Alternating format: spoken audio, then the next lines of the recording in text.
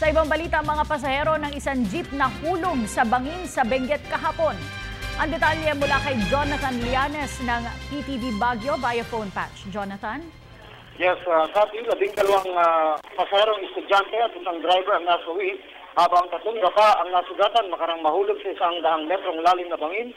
Ang isang Ford Sierrang kinalululanan ng mga ito na may plakang Alpha Bravo Foxtrot 436 sa sitio Bangbangayan, Poblasyon, Bugyat, sa lalawigan ng Benguet, ganap na alas 4:40 ng hapon kahapon.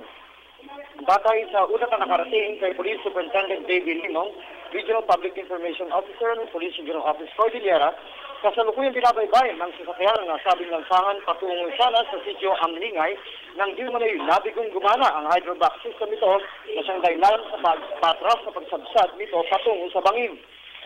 Sinilala ang mga nasawiin na sila Efren Dalisdis, driver ng nasabing sakyan, Gerard Claire Mayaw, 15 taong gulang, Maricel Basatan, 13 taong gulang, Gerald Madiano, 15 taong gulang, Jerry Bensinon, 12 taong gulang, Jasmine Lespino, 15 taong gulang, Minerva Menzi, 16 taong gulang, Angie Agien, 15 taong gulang.